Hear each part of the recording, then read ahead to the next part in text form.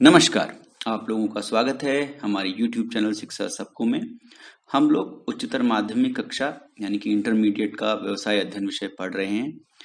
इस विषय के वीडियो को प्रारंभ करने से पहले मैं आप लोग को चाहूँगा कि अगर आप लोगों को हमारा चैनल अच्छा लगा तो आप हमारे चैनल को सब्सक्राइब कीजिए, हमारी वीडियोस को लाइक कीजिए और साथ-साथ नोटिफिकेशन जो बेल आइकन होता है इसको भी दबाइए ताकि आपको हमारी वीडियोस का नोटिफिकेशन मिलता रहे।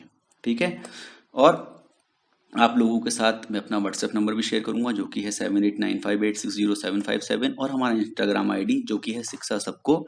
तो इन सब माध्यमों से आप हमको मैसेज के द्वारा संपर्क कर सकते हैं। हम आपकी जो भी परेशानी होगी उसको सॉल्व करने की पूरी कोशिश करेंगे। और साथ में आप लोगों से एक बार फिर वो अनुरोध रहेगा कि आप लोग अपने जानने वाले अपने दोस्त जो कि किसी भी हिंदी माध्यम के बोर्ड से पढ़ रहे हों उनके साथ हमारे इन वीडियोस को और हमारे चैनल को जरूर शेयर कीजिए। मॉड्यूल 6 व्यवसायिक वित्त, इसके अंतर्गत हम लोग पाठ 15 व्यवसाय का वित्तीयन पढ़ रहे हैं, जिसमें हमने पिछला जो वीडियो था, अभी तक हम 2 वीडियो कर चुके हैं इस पाठ के। इससे पिछला जो वीडियो था उसमें हमने अल्पकालीन वित्त एकत्र की विधियों के बारे में जाना था। अल्पकालीन का मतलब होता है छोटी अवधि के लिए। ठीक है, छोटी अवधि के लिए जो वित्त का इंतजाम करना है 1 साल से कम की अवधि, ठीक है ना, उसके लिए जो वित्त का इंतजाम करना है, कैसे पैसे का इंतजाम करना है, उसकी जो विधियां हैं उसके बारे में हमने जाना था। फिर हमने उसके बाद लघु व्यवसाय के बारे में पढ़ा था कि लघु व्यवसाय क्या होता है, किस प्रकार से हम सेवा क्षेत्र में और विनिर्माण क्षेत्र में अलग अलग प्रकार के जो लघु व्यवसाय के प्रकार हैं, जिसमें कि सूक्ष्म हैं और सूक्ष्म के बारे में हमने पढ़ा था, लघु उद्यम के बारे में पढ़ा था और मध्यम उद्यम के बारे में पढ़ा था। तो लघु व्यवसाय को 3 भागों में विभाजित किया जाता है, सूक्ष्म, लघु और मध्यम। ठीक है ना। तो ये किसके आधार पे इसका विभाजन होता है? एक अधिनियम है, एक कानून है भारत सरकार का बनाया हुआ, सूक्ष्म लघु एवं मध्यम उद्यम विकास अधिनियम 2006।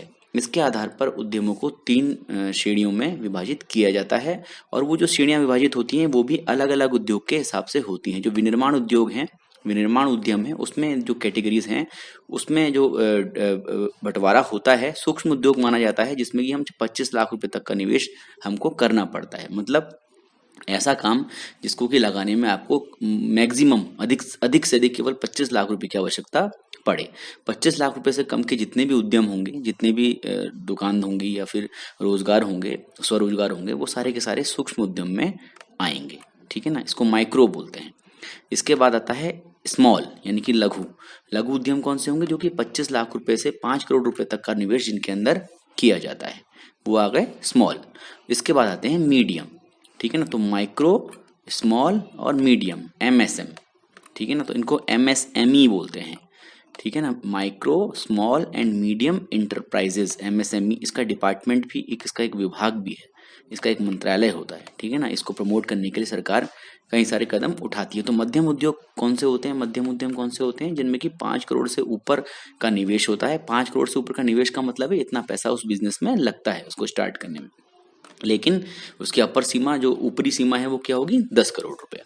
तो 5 करोड़ से 10 रुपए करोड़ के जो बीच का निवेश है, अगर उतनी की आवश्यकता आपको पड़ रही है तो आप मध्यम उद्यम में, जो आपका उद्यम का आकार है वो मध्यम होगा। ठीक है ना, ये सब है विनिर्माण क्षेत्र में, जहां पर की चीजों का निर्माण किया जाता है। सेवा क्षेत्र में क्या होता है? सेवा क्षेत्र में सूक्ष्म उद्यम में 10 लाख रुपए, लघु उद्यम होता है 10 लाख रुपए से 2 करोड़ रुपए के बीच, और मध्यम उद्यम यानी कि मीडियम इंटरप्राइजेस होती हैं 2 करोड़ से लेके 5 करोड़ रुपए के बीच। ठीक है ना, तो ये तो हो गया बंटवारा कि किस किस प्रकार से आप माइक्रो, स्मॉल और मीडियम को बांटते हैं। ठीक है ना, अगली बात आती है कि भारत में लघु व्यवसाय की भूमिका क्या है, किस प्रकार से जो लघु व्यवसाय है वो भारत के विकास में सहयोगी है। तो लघु जो उद्योग हैं, लघु पैमाने के उद्योग आकार में तो छोटे होते हैं, लेकिन भारत की कुल औद्योगिक इकाई का 95% जो हिस्सा है वो इन्हीं से मिलकर बनता है। ठीक है ना, और कुल जो भारत एक्सपोर्ट करता है उसमें से 45% यानी कि 45% की हिस्सेदारी इसकी है। ठीक है ना, अगर 100 करोड़ का निर्यात हो रहा है तो 45 करोड़ का निर्यात किसके माध्यम से हो रहा है? लघु उद्योगों के माध्यम से हो रहा है। ठीक है ना, जिसमें कि एमएसएम तीनों शामिल हैं, माइक्रो यानी कि सूक्ष्म भी, स्मॉल भी यानी कि लघु भी, और मीडियम भी यानी कि मध्यम भी, तीनों प्रकार के उद्योग इसमें सम्मिलित हैं। ठीक है, तो अगर हम बात करें कि किस प्रकार से सहायक रहे हैं लघु व्यवसाय हमारे भारत के लिए, तो लघु पैमाने के उद्योग क्या होते हैं, उसमें लोगों की आवश्यकता ज़्यादा पड़ती है, क्योंकि ज़्यादा पूंजी नहीं लगा के कम पूंजी में काम किया जाता है। तो जब कम पूंजी आप लगाते हैं तो आपको उस समय अधिक लोग लगाने पड़ते हैं, ठीक है ना। क्या होता है, एक होते हैं श्रम गहन तकनीकी होती है उत्पादन की, और एक होती है पूंजी गहन। तो श्रम गहन में क्या होता है, पूंजी की आवश्यकता कम पड़ती है, ठीक है। तो इस प्रकार से लघु व्यवसाय काफी लोगों को रोजगार देते हैं, ठीक है ना। दूसरी बात आती है कि ये बहुत सारे प्रकार के उत्पादों की आपूर्ति करते हैं, ठीक है ना। बहुत बार में ऐसी चीज इनकी यूनिट्स लगती हैं, छोटी यूनिट्स ऐसी होती हैं जो कि बड़ी उत्पादन जो इकाइयां हैं उनको उनके एंसिलरीज जो छोटे मोटे पुर्जे कल पुर्जे हैं, ये चीजें सप्लाई करते हैं, आपूर्ति करते हैं, ठीक है। तो ये बहुत बड़ी संख्या में उपभोग वस्तुएं तैयार करते हैं, कपड़े तैयार करते हैं, स्टेशनरी की सामान तैयार करते हैं, डिटर्जेंट वगैरह तैयार करते हैं, चमड़ा, प्लास्टिक, ऐसे बहुत सारे उद्योग हैं जिसमें कि जिसके की द्वारा बहुत सारे प्रकार के उत्पादों की आपूर्ति की जाती है। अगली बात आती है संतुलित क्षेत्रीय विकास की। अब क्षेत्रीय विकास का मतलब है, क्योंकि हम आप जानते हैं भारत बहुत बड़ा देश है, तो भारत के बहुत बड़े देश को हर एक जगह पर सही प्रकार से विकास हो पाए, ठीक है ना। हर एक, अगर संतुलित विकास नहीं होगा इसका मतलब है कि किसी एक भाग का विकास ज्यादा हो गया और दूसरा भाग पिछड़ गया, ठीक है ना। आपने जाना होगा कि बहुत सारे राज्य ऐसे हैं हमारे देश में भी जो कि पिछड़े हुए राज्य कहलाते हैं, और कुछ राज्य आगे अगड़ी राज्य होते हैं, ठीक है ना। तो इसको दूर करने के लिए, इन जो बीच में अंतर है, इसको दूर करने के लिए ये लघु औद्योगिक जो इकाइयां होती हैं वो बहुत काम में आती हैं, क्योंकि ये सरल तकनीक का प्रयोग करती हैं और जो लोकली जो अवेलेबल सामान है, जो स्थानीय रूप पर जो संसाधन उपलब्ध हैं उनका उपभोग करती है, उनका उनको यूज करती है, ठीक है, उनका उपयोग करती है, ठीक है ना, और उन पर निर्भर रहती है। इसलिए इसकी सहायता से जो क्षेत्रीय विकास है वो संतुलित होता है। अगला है उद्यमिता के अवसर। लघु उद्योगों के माध्यम से कई सारे लोगों को उद्यमिता के अवसर प्राप्त होते हैं, ठीक है। कम लागत पर उत्पादन, ये माना जाता है कि जो लघु औद्योगिक इकाइयां हैं वो स्थानीय संसाधनों का प्रयोग करती हैं, लोकल सामान का उपयोग करती हैं, इसलिए, और वो कम खर्चे पे उनको मिल जाते हैं, इसलिए छोटे उद्योगों की स्थापना और संचालन में लागत कम लगती है। फिर है व्यवसाय के नए अवसर प्राप्त करना। तो इसकी सहायता से, लघु उद्योगों की सहायता से जो बहुत सारी जो इकाइयां हैं वो क्या होती हैं, बहुत जल्दी से निर्णय ले सकते हैं, ठीक है ना, बहुत जल्दी से निर्णय लेती हैं और व्यवसाय के नए अवसरों को ये एक्सप्लॉइट करती हैं, मतलब प्राप्त करती हैं, ठीक है। तो इनके इनके क्योंकि छोटा होता है आकार, तो निर्णय लेने में आसानी होती है कि अगर हम अब जैसे कोई छोटी यूनिट है वो डिसाइड करे कि भाई अभी हम ये उत्पादन कर रहे हैं, इसकी जगह हम इसको ये उत्पादन करें क्योंकि बाजार में इसकी मांग है, तो वो बहुत तेजी से डिसीजन लेके काम कर सकती है और जो नए अवसर होते हैं उनका लाभ उठा सकती है। अगला है आवश्यकता अनुसार उत्पादन। तो लघु औद्योगिक इकाइयां ग्राहक के हिसाब से, ग्राहकों की आवश्यकता के अनुसार उत्पादों का निर्माण करती है और ये उपभोक्ताओं द्वारा यानी कि ग्राहकों द्वारा जो बताई गई आवश्यकताएं हैं उनके अनुरूप उत्पादों का निर्माण भी करती हैं, ठीक है। अब बात आती है कि ग्रामीण भारत में किस प्रकार से लघु व्यवसाय की भूमिका है। तो जिस प्रकार से शहरी क्षेत्रों में लघु व्यवसाय काम में आता है, उसी प्रकार से गाँव में भी होता है। क्यों ऐसा होता है कि पहले जो क्या था कि गांव के लोग केवल कृषि में लगे होते थे, लेकिन धीरे धीरे जब से लघु औद्योगिक इकाइयां आईं तो उनके गठन के साथ ही अनेक ग्रामीण लोगों ने कृषि आधारित ग्रामीण उद्योगों की स्थापना करना प्रारंभ कर दिया। जैसे बहुत से लोग मसाले बनाने लगे गाँव में, तेल की उन्होंने मिल लगा ली, ऑयल मिल लगा ली, वहां से ही तेल निकाल के ले जाने लगे, ठीक है ना। तो इस प्रकार से वो स्थानीय स्तर पर ही जो उनके पास जो उत्पाद बनते थे उनका मूल्य संवर्धन करना उन्होंने सीख लिया, ठीक है ना। उसको अगर वो कच्चा बेचेंगे, मतलब रॉ उसमें बेचेंगे तो उनको कम पैसा मिलेगा, लेकिन अगर उसको प्रोसेस करके बेचेंगे तो उनको अच्छे पैसे की, अच्छे मुनाफे की प्राप्ति होगी। तो ऐसा वो किस प्रकार से कर सकते हैं, लघु औद्योगिक इकाइयों के माध्यम से कर सकते हैं।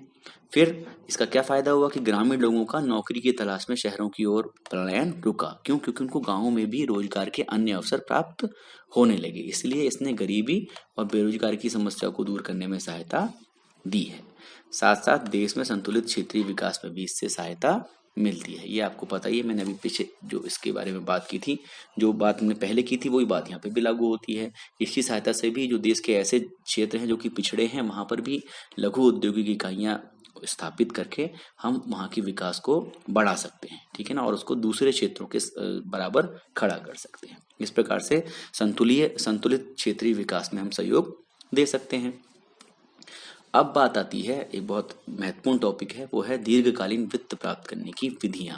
अगर आपको लंबी अवधि का ऋण चाहिए, लंबी अवधि के लिए पैसे का आपको जरूरत है, तो आप कौन कौन से आपके पास तरीके हैं जिनका की यूज आप कर सकते हैं, ठीक है ना। तो इसको आप अच्छे से समझिएगा। इसको हम जो इसके अंदर हम चीजें पढ़ेंगे, जो चीजें जो विधियां हैं वो कौन कौन सी हैं। सबसे पहली है अंशों का निर्गमन, यानी कि इश्यू ऑफ शेयर्स। कंपनियां शेयर्स जारी करती हैं, अपनी हिस्सेदारी बेचती हैं, ठीक है ना। बहुत सारे ग्राहक, बहुत सारे जो अंशधारक हैं उनके बीच में अपनी हिस्सेदारी बेचती हैं, ठीक है ना। उसको बोलते हैं अंशों का निर्गमन। अगला है ऋण पत्रों का निगमन। जैसे लोन लेते हैं बैंक से, उसी प्रकार से आप पब्लिक से, आम लोगों से लोन ले सकते हैं, जिनको कि ऋण पत्रों के माध्यम से लिया जाता है। वहां पर आप यहाँ पर शेयर इश्यू करते हैं, यहाँ आप डिबेंचर्स इश्यू करते हैं, इश्यू ऑफ डिबेंचर्स, ये पढ़ेंगे हम। फिर हम पढ़ेंगे वित्तीय संसाधनों से ऋण, मतलब जो वित्तीय संस्थाएं हैं जिनमें कि जो कि बैंक से इतर हैं, बैंक के अलावा जो कुछ संस्थाएं हैं, उनके माध्यम से भी हम पैसे का जुगाड़ कर सकते हैं अपने व्यवसाय के लिए। फिर बात करेंगे सार्वजनिक जमा की, इसको पब्लिक डिपॉजिट्स बोलते हैं, ठीक है ना, वहां से भी हम पैसा ले सकते हैं। फिर आएगा लाभों का संचय।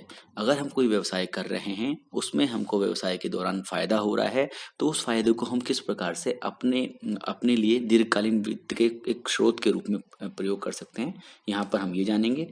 फिर हम पढ़ेंगे पट्टे पर वित्तीयन के बारे में, जिसको कि लीज फाइनेंसिंग बोलते हैं, ठीक है ना। और सबसे लास्ट में आएगा विदेशी निवेश, यानी कि फॉरेन इन्वेस्टमेंट। ये आपने कई बार अखबारों में, खबरों में पढ़ा होगा कि विदेशी जो निवेश है वो बढ़ रहा है कि कम हो रहा है, ठीक है ना। तो क्या होता है वो हम जानेंगे। सबसे पहले हम शुरू करेंगे अंशों के निर्गमन से, इश्यू ऑफ शेयर्स। तो अंशों का निर्गमन मैंने आपको बताया कि आपकी जो जो बिजनेस है, जो आपका बिजनेस है, उसकी एक वैल्यू होगी, उसमें जो लगी हुई पूंजी है, जो आपने लगा रखी है, आप उस पूंजी को आप चाहते हो कि आप अपने हिस्सेदारी को बेचो, जो आपके पास, ताकि आप अपनी हिस्सेदारी बेचोगे तो आपको और पैसा मिलेगा। उस पैसे को आप क्या कर सकते हो, उस पैसे को आप फर्दर, अगर आपको कहीं पर वित्त की आवश्यकता है, फैक्ट्री को बढ़ाने की आवश्यकता है, उत्पादन बढ़ाने की आवश्यकता है, वहां आप यूज कर सकते हो। या फिर आपकी जो हिस्सेदारी है उसको बेच के आप अपने पर्सनल अकाउंट में डाल सकते हो, या किसी कोई और आपको काम धंधा करना है वहां पर भी ले जा सकते हो, ठीक है ना। तो कुल मिला के हिस्सेदारी का बेचना अंशों का निर्गमन कहलाता है, इश्यू ऑफ शेयर्स कहलाता है। मान लीजिए ये पूरा जो कैपिटल लगी हुई है फैक्ट्री में, पूरी आपकी लगी हुई है व्यवसाय में, ठीक है ना। तो आप इसका एक न्यूनतम हिस्सा करेंगे जो कि आप पब्लिक को दे सकते हैं। कम से कम कितना हिस्सा आप दे सकते हैं, मान लीजिए इतना हिस्सा आप दे सकते हैं, तो इसके हिसाब से आप जितने हिस्से चाहें उतने देने का आप प्लान कर सकते हैं, और उसी हिसाब से शेयर्स इश्यू कर सकते हैं। कैसे कर सकते हैं, मान लीजिए आपके पास कुल मिला के जो आप मानते हैं कि आपकी जो पूंजी लगी है वो 1,000 रुपए की पूंजी आपकी आपके व्यवसाय में लगी है, ठीक है ना। तो आप क्या कर सकते हैं, आप 10-10 रुपए के कितने शेयर्स निकाल सकते हैं, 100 शेयर्स निकाल सकते हैं, ठीक है ना।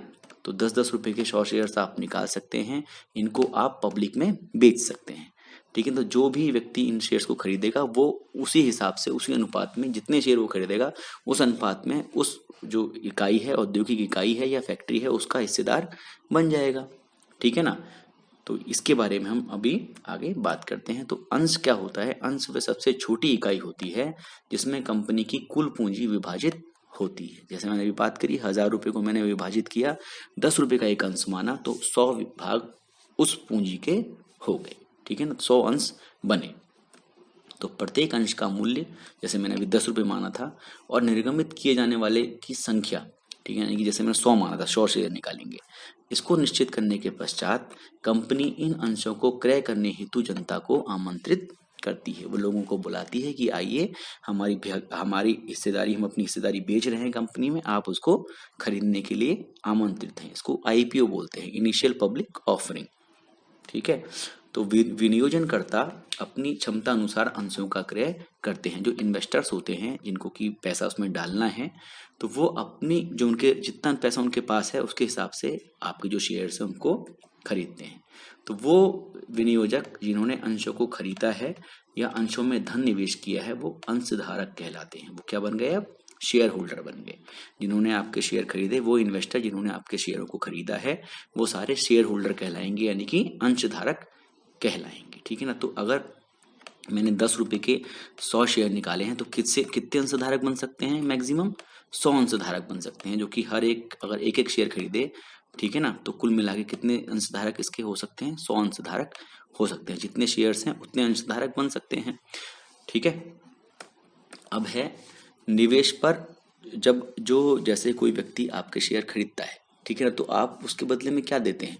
उसके बदले में आप उसको प्रतिफल के रूप में लाभांश देते हैं। क्या देते हैं? लाभांश। लाभांश को इंग्लिश में डिविडेंड बोलते हैं। तो इसमें आपको उसको, जैसे आप बैंक से अगर पैसा लेते हैं या किसी साहूकार से लेते हैं, तो उसके बदले में, उस पैसे के बदले में आपको उसको ब्याज देना पड़ता है, जो कि निश्चित होता है कि आपको देना ही देना है। यहाँ पर उल्टी स्थिति होती है। यहाँ पर आपको जरूरी नहीं कि आप उसको ब्याज दें, और कितना दें, ब्याज फिक्स होता है कि 15% देना है कि 20% देना है। यहाँ पर आप निवेश पर प्रतिफल के रूप में लाभांश देते हैं, और लाभांश भी तब देते हैं जबकि कंपनी को लाभ होता है। लाभ के अंश को लाभांश बोलते हैं, ठीक है ना। तो आपको पता है कि बहुत सारे जो निवेशक होते हैं, विभिन्न प्रकार के जो निवेशक हैं, उनकी आदतें और स्वभाव अलग अलग होते हैं। जैसे आदमी, आप कह सकते हैं कि 5 उंगलियां बराबर नहीं होती, उस हिसाब से आदमी अलग अलग प्रकार के होते हैं, अलग अलग स्वभाव के होते हैं। तो कुछ लोग सोचते हैं कि वो कम जोखिम उठाएं, कुछ लोगों की जोखिम उठाने की क्षमता कम होती है, कुछ लोगों की ज़्यादा होती है। कुछ लोग जोखिम कम उठाना चाहते हैं और चाहते हैं कि उनकी नियमित आय हो, जबकि कुछ दूसरे लोग क्या चाहते हैं? वो चाहते हैं कि भारी लाभ हो उनको, ठीक है ना, और भारी लाभ के लिए वो अधिक से अधिक जोखिम लेने के लिए तैयार रहते हैं, ठीक है ना। तो इस प्रकार के लोगों की बचतों को प्राप्त करने के लिए, अलग अलग प्रकार के लोगों की जो बचत है, बचत करने की जो स्वभाव है, उसको प्राप्त करने के लिए कंपनी 2 प्रकार के अंशों को जारी करती है। कौन कौन से अंश होते हैं? वो एक होते हैं समता अंश, जिसको कि इक्विटी शेयर्स बोलते हैं, और दूसरे होते हैं पूर्वाधिकार अंश, जिसको कि प्रेफरेंशियल शेयर्स बोलते हैं, ठीक है ना। पूर्वाधिकार अभी क्या होते हैं, थोड़ा आगे पढ़ेंगे। तो इन दोनों का निर्गमन कंपनी कर सकती है, इन दोनों के माध्यम से पैसा बाजार से, मार्केट से जुटा सकती है, ठीक है। तो समता अंश क्या होते हैं? जो इक्विटी शेयर्स हैं वो क्या होते हैं? इक्विटी शेयर्स वो अंश होते हैं जिनको लाभांश के भुगतान अथवा पूंजी के पुनः भुगतान के संबंध में कोई पूर्वाधिकार प्राप्त नहीं होता है, उन्हें कोई प्रेफरेंशियल राइट नहीं होता है। जैसे अगर आपने एक कंपनी के समता अंश खरीदे हैं, इक्विटी शेयर्स खरीदे हैं, तो आपको ये अधिकार नहीं है कि आपको डिविडेंड मिले ही मिले, आप डिविडेंड ले ही ले, या फिर जो आपने पैसा लगाया है वो भी पूरा का पूरा आपको मिल जाए, ठीक है ना। इसका अधिकार आपको नहीं रहता है। तो वो होते हैं इक्विटी शेयर्स, वो सिंपल शेयर्स हो गए, ठीक है ना। इसमें कोई भी किसी भी प्रकार का पूर्वाधिकार प्राप्त नहीं होता है। मतलब अगर आप किसी कंपनी के क्षमता शेयर खरीद रहे हो 100 रुपए के, तो जरूरी नहीं कि कंपनी आपको डिविडेंड दे ही दे साल के अंत में या तिमाही के अंत में, ठीक है ना। ये जरूरी नहीं है, बाध्यता नहीं है, ठीक है ना। और इवन ये भी हो सकता है कि आपके पैसे भी कंपनी वापस ना करे। तो इक्विटी का निवेश बहुत जोखिम भरा होता है। अगर आप करते हैं तो अपने जोखिम पर, आपको जोखिम को का विश्लेषण आपको करना चाहिए। आपको देखना चाहिए कि कितना खतरा आप ले सकते हैं, कितना जोखिम आप ले सकते हैं। तो समता अंशधारक जो होते हैं, जिनकी बात अभी हम कर रहे हैं, जो इक्विटी शेयर्स वाले जो होल्डर्स होते हैं, इक्विटी शेयर होल्डर्स होते हैं, उनको पूर्वाधिकार वाले अंशधारक जो होते हैं, जो प्रेफरेंशियल शेयर जिन्होंने खरीदे हैं, जिसकी बात हम भी आगे करेंगे, उनको लाभांश भुगतान करने के पश्चात ही लाभांश प्राप्त होता है। तो जब डिविडेंड बांटने का नंबर आता है, कंपनी को फायदा हुआ, कंपनी ने अब सोचा है कि वो पैसा अपने जो शेयर होल्डर्स हैं उनके बीच में बांटे, तो सबसे पहले वो किसके पास जाएगी? वो जाएगी पूर्वाधिकार वाले शेयर होल्डर्स के पास, जिनके के पास पूर्वाधिकार है। उन पूर्वाधिकार वाले अंशधारकों को लाभांश का पहले भुगतान करेगी, उनको डिविडेंड देगी, उसके पश्चात जो पैसा बचेगा उसमें से लाभांश वो किसको बांटेगी? समता अंशधारकों को बांटेगी, ठीक है। तो इक्विटी शेयर्स वालों का जो नंबर है लाभांश के मामले में वो बाद में आता है। समता अंशधारकों के लिए लाभांश की कोई निश्चित दर नहीं होती है। जरूरी नहीं होता है कि उनको किस दर से, मतलब ये फिक्स्ड नहीं है। कंपनी अगर चाहे तो दे सकती है, कंपनी कितना भी दे सकती है, जितना इस साल दिया उससे ज़्यादा अगले साल दे सकती है, ठीक है ना, या जितना इस साल दिया उससे कम भी दे सकती है।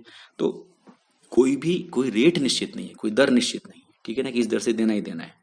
लाभांश की दर जो होती है, लाभांश जिस रेट से दिया जाता है, वो जो कंपनी को अतिरिक्त लाभ हुआ है, ठीक है ना, ऐसा लाभ है जो कि कंपनी वापस अपने बिजनेस में लगाना नहीं चाह रही है, ठीक है ना, तो वो उसको बांट सकती है, ठीक है ना। तो लाभांश की दर जो है वो अतिरिक्त लाभ पर निर्भर करती है। अब कुछ गुण क्या हैं, समता अंशों के गुण क्या हैं? अंशधारकों की दृष्टि से अगर देखा जाए, अंशधारक मतलब शेयर होल्डर्स, जिन्होंने शेयर ले रखे हैं। तो समता अंशधारक जो होते हैं वो कंपनी के स्वामी होते हैं, कंपनी के मालिक होते हैं। जब हमने 10 रुपए के 100 शेयर निकाल दिए, ठीक है ना, 100 शेयर निकाल दिए, तो जिसने हमारे ये शेयर खरीदे हैं वो हमारी कंपनी में, मान लीजिए किसी ने 50 शेयर खरीदे हैं, ठीक है ना, हमने 100 शेयर निकाले थे और 50 शेयर हमने किसी ने खरीदे हैं, तो 50 शेयर के साथ वो कंपनी का आधा स्वामी बन गया है, आधा मालिक हो गया है, ठीक है ना। तो जितने शेयर उसके पास होंगे उसके अनुपात में वो कंपनी का स्वामी होगा, उसी अनुपात में। तो समताधारक अंशधारक जो होते हैं वो कंपनी के मालिक होते हैं। कंपनी के मालिक को जरूरी नहीं होता कि कोई ब्याज दिया जाए, ठीक है ना, प्रॉफिट होगा तो डिविडेंड दे देंगे, वो एक अलग चीज है। तो ये जो शेयर हैं, इस टाइप के शेयर उन लोगों के लिए ठीक हैं जो रिस्क ले सकते हैं, जो जोखिम उठा सकते हैं और जोखिम उठाकर अधिक लाभ कमाना चाहते हैं। जब हम व्यवसाय के जोखिमों की बात करते थे तो हमने बात की थी कि व्यवसाय करने में जोखिम होते ही होते हैं। अगर आप जोखिम ले सकते हैं तभी आपको व्यवसाय शुरू करना चाहिए, क्योंकि व्यवसाय जरूरी नहीं कि एक ही तरफ, एक ही डायरेक्शन में जाए, एक ही दिशा में जाए, जरूरी नहीं कि प्रॉफिट ही हो, आपको नुकसान भी हो सकता है। तो इसलिए अगर आप जोखिम उठाकर अधिक लाभ उठाना चाहते हैं तभी आपको शेयर खरीदने चाहिए। लाभों में वृद्धि के साथ बाजार में समता अंशों के मूल्य में भी वृद्धि होती है। जैसे जैसे कंपनी का प्रॉफिट बढ़ता है उसी प्रकार से आपका जो शेयर है, जो आज 10 रुपए का आपने हमसे लिया है, धीरे धीरे उसमें वृद्धि होती जाती है, ठीक है ना। कंपनी का लाभ बढ़ रहा है तो आपका शेयर 10 रुपए से 11 रुपए होगा, 11 से 12 होगा, 12 से 13 होगा, ठीक है ना। तो उसके अंशों में मूल्य में वृद्धि होती है। एक जगह है जहां से कि आप शेयर में लगाया हुआ पैसा ले सकते हैं, वो है शेयर बाजार। तो शेयर बाजार में जो इक्विटी शेयर्स होते हैं उनको आसानी से बेचा जा सकता है। आप जो जो रेट उस समय चल रहा होगा शेयर बाजार में आपके शेयर का, उस रेट पर आप कभी भी अपने शेयर को बेच सकते हैं, ठीक है ना। तो वहां पर आप आसानी से शेयर बाजार में बेच सकते हैं। तो और गुण क्या है, अंशों के सामान्य मूल्य तक। जो अंशों का सामान्य मूल्य है, सामान्य मूल्य कहते हैं जो भी जो उस समय उसका मूल्य चल रहा हो, ठीक है ना, उसी मूल्य तक समता अंशधारकों का दायित्व सीमित होता है। मतलब ऐसा नहीं है कि आपके पास किसी कंपनी की आधी हिस्सेदारी है शेयरों के रूप में, ठीक है ना, तो आप उसके पूरे जो कंपनी को नुकसान हुआ उसके जिम्मेदार हो गए। आपकी जिम्मेदारी केवल आधे हिस्से तक है, 50% तक ही आपकी। कहाँ तक है, जहां तक कि अंशों का सामान्य मूल्य है वहीं तक, ठीक है ना। अनलिमिटेड लाइबिलिटी नहीं है, लाइबिलिटी आपकी लिमिटेड है। समता अंशधारकों को कंपनी के प्रबंध में यानी कि कंपनी के मैनेजमेंट में उनकी भागीदारी होती है। क्यों? क्योंकि उनके पास मताधिकार होता है, उनके पास वोटिंग का राइट होता है। अब आप सोचेंगे मताधिकार का क्या मतलब है। ऐसा होता है जो कंपनी का प्रबंध करता है, प्रबंध करने के लिए एक बोर्ड ऑफ डायरेक्टर्स बनता है, ठीक है ना। तो जो बोर्ड ऑफ डायरेक्टर्स होता है उसमें जो जितने भी शेयर होल्डर्स होते हैं उनकी भी बात सुनी जाती है, ठीक है। वहां पर जब कोई रेजोल्यूशन पास होना होता है, कोई प्रस्ताव पास होना होता है, तो वो वोटिंग के द्वारा होता है। वोटिंग में सारे शेयर होल्डर्स भाग लेते हैं।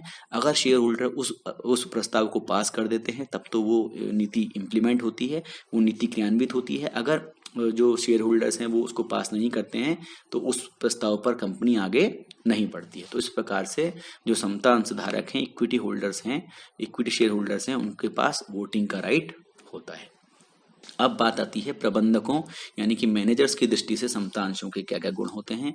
एक कंपनी अपनी स्थायी संपत्तियों पर प्रभार डाले बिना, मतलब अपनी जो उनकी उसकी स्थायी कंपनी जो प्रॉपर्टीज हैं उनको किसी भी प्रकार का नुकसान पहुंचाए बिना, मतलब उनको कहीं गिरवी रखने की या कहीं पर भी प्रतिभूति रखने की आवश्यकता नहीं है, उसके बिना क्षमता अंशों को निर्गमित कर पूंजी एकत्र कर सकती है, ठीक है ना। तो कंपनी के पास पूंजी एकत्र करने का एक तरीका है जिसमें कि उसको अपनी प्रॉपर्टीज को बंधक नहीं बनाना पड़ता है, उनकी अपनी प्रॉपर्टीज को गिरवी नहीं रखना पड़ता है, अपनी संपत्तियां उसके पास वैसी इंटैक्ट रहती हैं, ठीक है ना। तो वो कंपनी चाहे तो शेयर के माध्यम से पहले पैसा इकट्ठा करे, उसके बाद अगर पैसा कम पड़ रहा है तो अपनी संपत्तियों पर भी प्रभार डालकर वो डिवेंचर्स या फिर लोन ले सकती है, ठीक है ना। तो एक तरीका है पैसा इकट्ठा करने का बेसिकली। तो क्षमता अंशों के निर्गमन द्वारा एकत्र पूंजी, जो पैसा इकट्ठा होता है शेयर्स जारी करने के बाद, उसकी अदायगी कंपनी को अपने जीवन काल में करने की आवश्यकता नहीं होती। जैसे हमने बात की थी कि वो पैसा आपको लौटाना नहीं है, कंपनी आपको पैसा नहीं लौटाएगी। कब तक नहीं लौटाएगी? जब तक कि कंपनी क्लोज नहीं हो जाती। कंपनी के समापन, अगर कंपनी क्लोज हो रही है, कंपनी अपना व्यवसाय बंद कर रही है, तो उसकी दशा में ही इसकी अदायगी की जाती है, ठीक है ना। और अदायगी भी एक क्रम में होती है, वो कैसे होती है वो अभी हम आगे बात करेंगे। और क्या गुण है, कंपनी क्षमता अंशों पर लाभांश देने के लिए बाध्य नहीं, ये बात कर चुके हैं। लाभांश वो तभी देगी जबकि अतिरिक्त लाभ हुआ है। यदि कंपनी को काफी लाभ हुआ है तो कंपनी लाभांश देने की घोषणा कर सकती है। यदि कंपनी समता अंशों के निर्गमन से पूंजी में वृद्धि कर लेती है तब इससे लेनदारों में अधिक विश्वास जागृत होता है। तो जो जिन जिन बैंकों ने आपको लोन दिया है या जिन लोगों ने आपको लोन दिया है वो देखते हैं कि अगर आपने शेयर मार्केट से अच्छा पैसा उठा लिया, ठीक है ना, आपके आपके अंदर आपकी कंपनी में लोगों ने यानी कि निवेशकों ने भरोसा दिखाया है तो उनके अंदर भी विश्वास जागृत होता है। तो कई बार कंपनियां इसलिए भी पब्लिक से पैसा लेती हैं अपनी हिस्सेदारी बेच के, ठीक है ना, ताकि उनकी जो साख है वो मजबूत हो, ठीक है ना, लोग उसकी कंपनी से प्रभावित हों और जो उसके लेनदार हैं उनमें विश्वास जागृत हो जाए। अब है जो इक्विटी शेयर्स हैं उसकी क्या लिमिटेशंस होती हैं। तो अंशधारकों की दृष्टि से लिमिटेशंस क्या है। समता अंशधारकों को लाभांश तभी मिलता है जब कंपनी पर्याप्त लाभ अर्जित कर लेती है, ठीक है ना, और लाभांश घोषित करने का जो निर्णय है वो कंपनी के निदेशक मंडल यानी कि बोर्ड ऑफ डायरेक्टर्स के पास होता है। समता अंशों में बहुत अधिक सट्टेबाजी होती है, इसमें सट्टेबाजी बहुत होती है, ठीक है ना। कई बार आपने देखा होगा शेयर मार्केट को सट्टे बाजार भी बोलते हैं, ठीक है ना। तो इसमें क्या होता है, कभी आज आपका शेयर का प्राइस बढ़ गया, कभी कम हो गया, ठीक है, कि इस प्रकार से लोग बैटिंग करते हैं। तो समता अंशधारकों को अत्यधिक जोखिम उठाना पड़ता है, हानि होने की दिशा में उन्हें लाभांश की प्राप्ति नहीं होती है। वास्तव में समानता अंश कंपनी के साथ ही तैरते और डूबते हैं। अगर कंपनी अच्छा कर रही है तो आपके शेयर्स अच्छा करेंगे, अगर कंपनी खराब कर रही है, अगर डूब रही है कंपनी, तो आपके शेयर में जो पैसे लगे हुए हैं वो भी डूब जाएंगे। तो ये तो था निवेशकों की दृष्टि से। अब है प्रबंधकों की दृष्टि से। समता अंशों के निर्गमन से पूंजी प्राप्त करने में ऋण लेने की तुलना में अधिक लागत आती है। यहाँ पर लागत अधिक आती है, क्यों? क्योंकि एक तो आपको औपचारिकताएं बहुत सी करनी पड़ती हैं। जब आप समता जो इक्विटी शेयर्स के लिए जब आप मार्केट में जाते हैं तो बहुत सारी फॉर्मेलिटीज होती हैं जिसमें कि आपका बहुत पैसा खर्च होता है। साथ साथ ये आप अपनी हिस्सेदारी बेच देते हैं, तो जो अगर आप अच्छी कंपनी है, आप ज़्यादा से ज़्यादा प्रॉफिट कमाने वाली कंपनी है, तो इस केस में आपको फिर नुकसान होता है। क्यों? क्योंकि लाभ भी उसी हिसाब से बढ़ जाता है लोगों में, ठीक है ना। जो लाभ पूरा का पूरा आपको प्राप्त होता तो वो उसमें से सिर्फ आप ब्याज चुकाते अगर आप ऋण लेते तो वो अब इस केस में आपको उनके साथ लाभांश भी शेयर करना पड़ता है, ठीक है। तो इसलिए यहाँ पर लागत अधिक मानी जाती है इसमें। क्योंकि समता अंशधारकों के पास मताधिकार होता है, उनके पास वोटिंग राइट्स होता है, इसलिए मतों को हड़पने अथवा कंपनी नियंत्रण को हथियाने के लिए समूह निर्मित किए जाते हैं। बहुत सारी बार ऐसा हो जाता है, कई सारे ऐसे ग्रुप बन जाते हैं जो कि कंपनी को हड़पने की भी कोशिश कर सकते हैं। इससे हितों का टकराव उत्पन्न हो जाता है जो कंपनी के सुचारू संचालन में हानिकारक होता है। इससे कई बार जो कंपनी का ऑपरेशन है वो भी उसको भी हानि पहुंच सकती है। अब आती है बात प्रेफरेंशियल शेयर्स की, मतलब पूर्वाधिकार वाले अंशों की। तो ये वो अंश होते हैं जिनको लाभांश एवं पूंजी की वापसी के संबंध में अधिमान अधिकार प्राप्त होते हैं, इनको प्रायोरिटी मिलती है, इनके पास प्रेफरेंशियल राइट्स होते हैं, ठीक है ना। तो समता अंशों के लाभांश भुगतान से पूर्व जब आप इक्विटी शेयर्स को लाभ डिविडेंड देंगे उससे पहले आपको जो प्रेफरेंशियल शेयर्स वाले हैं उनको डिविडेंड देना पड़ता है। लेकिन यहाँ पर भी एक कंडीशन ये होती है कि लाभ होगा तभी आपको लाभांश बांटना है, ठीक है ना। ये लाभांश लाभ होने की दशा में ही दे होता है। और अगर कंपनी बंद होती है, कंपनी क्लोज होती है, तो उस केस में पूर्वाधिकार अंशधारकों को अपनी पूंजी जो उनका पैसा वापस होना है वो उनको इक्विटी शेयर्स वालों से पहले मिलता है, ठीक है ना। तो इक्विटी शेयर्स वालों को आप पहले नहीं भुगतान कर सकते, पहले आपको करना पड़ेगा प्रेफरेंशियल शेयर्स वालों को, ठीक है ना। अगर आप अपनी कंपनी बंद करना चाह रहे हैं और आप चाह रहे हैं कि सारे जिन लोगों का पैसा लगा हुआ था इसमें उनको लौटा दिया जाए, तो पहले आप प्रेफरेंशियल शेयर्स वालों का यानी कि पूर्वाधिकार वाले अंश वालों का पैसा लौटाएंगे, उसके बाद आप समता अंश वालों को देंगे, ठीक है। अगला है पूर्वाधिकार अंश धारकों के पास कोई भी वोटिंग राइट नहीं होता है, मतलब मताधिकार नहीं होता है, इसलिए वो कंपनी के मैनेजमेंट में भाग नहीं ले सकते हैं। पूर्वाधिकार अंशों को निर्गमित यानी कि जारी करना कंपनी के लिए अनिवार्य नहीं है, जरूरी नहीं कि वो प्रेफरेंशियल शेयर्स जारी करें, ठीक है। अब है जो पूर्वाधिकार वाले जो अंश हैं वो भी कुछ प्रकार के होते हैं, जैसे है परिवर्तनीय और अपरिवर्तनीय पूर्वाधिकार अंश। तो परिवर्तनीय से मतलब है ऐसे प्रेफरेंशियल शेयर्स जो कि बाद में समता शेयरों में परिवर्तित हो सकें, जिनको कि आप समता अंशों में परिवर्तित कर सकें, वो तो परिवर्तनीय होंगे। और जिनको आप नहीं कर सकते वो अपरिवर्तनीय होंगे, मतलब समता जो शेयर है इक्विटी शेयर से आप प्रेफरेंशियल शेयर्स बना दें या प्रेफरेंशियल शेयर से आप इक्विटी शेयर बना दें, तो वो तो हैं परिवर्तनीय, ठीक है ना, वो कहलाएंगे परिवर्तनीय। जबकि आप प्रेफरेंशियल यानी कि पूर्वाधिकार अंशों को समता अंशों में अगर बदलने की क्षमता हो। अगला है संचयी तथा असंचयी पूर्वाधिकार। तो जो संचयी वाले पूर्वाधिकार अंश होते हैं वो जो लाभांश जो उनको नहीं मिला है, ठीक है ना, अगर किसी साल में उनको डिविडेंड नहीं मिला है तो उनका जो डिविडेंड है वो जुड़ता रहता है, ठीक है ना, और अगले वर्षों में उनको भुगतान के लिए ले जाया जाता है। जबकि जो असंचयी पूर्वाधिकार वाले अंश हैं उनको लाभांश वर्तमान वर्ष के लाभों में से भुगतान ना किए जाने की स्थिति में संचित नहीं किया जाता है। कहने का मतलब ये है कि आपको इस साल कुछ डिविडेंड देना था, ठीक है ना, अगर संचयी पूर्वाधिकार वाले अंश आप किसी के पास हैं तो आपको उसको, अगर इस साल आप डिविडेंड नहीं देते तो इस साल का डिविडेंड भी अगले साल के डिविडेंड में जोड़कर आपको उनको देना पड़ेगा।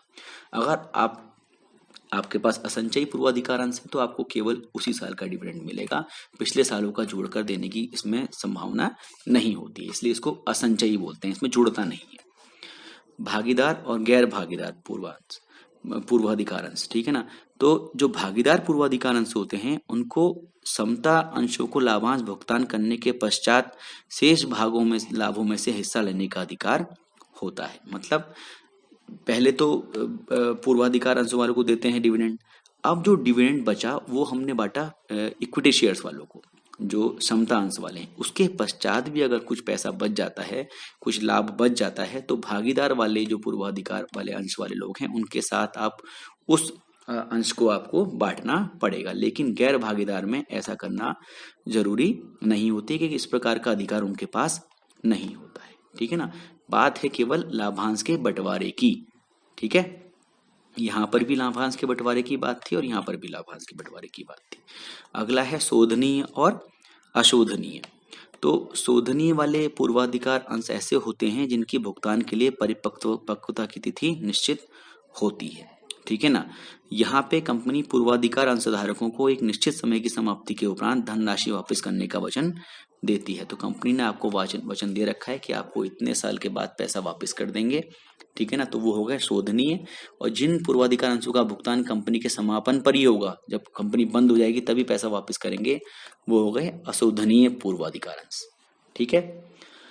अब हम जल्दी से देख लेते हैं कि समता अंशों और पूर्वाधिकार अंशों के बीच में क्या अंतर होता है। तो चयन के आधार पर क्या अंतर है, इन अंशों को निर्गमित करना अनिवार्य होता है। समता अंश को कंपनी का जो एक्ट है, कंपनी अधिनियम के अनुसार आपको इक्विटी शेयर्स जारी करना अनिवार्य होता है। जबकि जो पूर्वाधिकार अंश हैं इनको निर्गमित करना, इनको जारी करना अनिवार्य नहीं है, आप चाहें तो जारी करें और चाहें तो ना भी जारी करें। लाभांश का भुगतान, इन पर जो लाभांश है वो पूर्वाधिकार अंशों के बाद ही दिया जाता है। पहले आप पूर्वाधिकार यानी कि इन अंशों का लाभांश का भुगतान करेंगे, उसके पश्चात ही आप समता अंशों का भुगतान करेंगे। अगला है पूंजी की वापसी। तो कंपनी के समापन की दशा में ही केवल कब क्या मिलता है, अंश पूंजी वापस की जाती है। वो भी कब वापस की जाती है, जब पहले आप पूर्वाधिकार वाले अंश वालों का पैसा वापस कर देंगे, उसके बाद फिर आप समता अंश वालों का पैसा वापस करेंगे। जिनके पास समता अंश है उनका नंबर बाद में आएगा, चाहे वो डिविडेंड का केस हो, चाहे वो कंपनी के समापन पर पूंजी की वापसी हो, ठीक है ना। ये है कंपनी के समापन की दशा में इस पूंजी की वापसी समता अंशों से पूर्व की जाती है, ठीक है ना। और बल्कि हमने पढ़ा था भी शोधनीय टाइप के पूर्वाधिकार अंश जो होते हैं उसमें तो आप पूंजी की वापसी कंपनी के समापन होने से पूर्व भी की जा सकती है, जबकि जिस समय पर कंपनी ने जिस टाइम का आपको वादा किया है उसके हिसाब से। वोटिंग राइट्स यानी कि मताधिकार, समता अंशों के पास मताधिकार होता है, इनके पास वोटिंग राइट नहीं होता है। लाभांश का संचय, समता अंशों में लाभांश का संचय नहीं किया जाता है, समझ गए, ठीक है। और लेकिन जो संचयी पूर्वाधिकार वाले अंश की दशा में जो लाभांश आप नहीं दिया है आपने इस साल, उसका आप संचय करेंगे, उसको इकट्ठा करेंगे और उसको अगले सालों में देंगे। तो यहाँ ये कंडीशन होती है, मतलब इसको आप अगले वर्षों में ले जा सकते हैं, जो इस साल का लाभांश है वो आगे से जाके दे सकते हैं। और क्षमता के केसों में, जो इक्विटी वाले शेयर्स के केसेस में ऐसा जरूरी नहीं है, आप ऐसा जरूरी है कि आप आगे नहीं ले जा सकते, ठीक है ना। आप अगर लाभांश देना है, आपको लाभांश निकल रहा है, प्रेफरेंशियल शेयर्स वालों को आपने लाभांश दे दिया है, उसके बाद जो लाभांश बच रहा है वो आपको इसी साल देना पड़ेगा। उसको आप चाहें कि अगले सालों में देते रहें तो वो संभव नहीं, ठीक है ना। तो कंपनियों द्वारा, कंपनी अधिनियम जो मैंने बात की थी, कानून होता है कंपनियों के लिए, उसमें वर्णित जो नियम है, ठीक है ना, उसमें जो कायदे कानून दिए हैं उसके हिसाब से अंशों के निर्गमन से संबंधित कार्रवाई की जाती है। और जो भारतीय प्रतिभूति एवं विनिमय बोर्ड है, जिसको कि सेबी बोलते हैं, stock exchange board of India, उसके द्वारा जो पॉलिसीज जारी की गई हैं उनका अनुसरण करना होता है। तो कंपनी इन दोनों चीजों को ध्यान में रखकर ही अंश जारी करती है, शेयर लेती है, ठीक है ना। अब अगले वीडियो में हम चीज़ों को देखेंगे कि डिबेंचर्स को कैसे इशू करते हैं, डिबेंचर्स के क्या लाभ हैं, ठीक है ना। क्योंकि वीडियो का समय काफ़ी हो गया है, ये हमारा कॉन्टैक्ट डिटेल है, इसमें आप हमसे संपर्क कर सकते हैं अगर कुछ समझ में नहीं आता है आपको तो। और आप लोगों से फिर अनुरोध रहेगा कि आप लोग अपने जानने वाले ऐसे लोग जो कि किसी भी हिंदी माध्यम के बोर्ड से पढ़ रहे हों, उनके साथ हमारी वीडियोज़ को जरूर शेयर कीजिएगा। धन्यवाद। Thank you.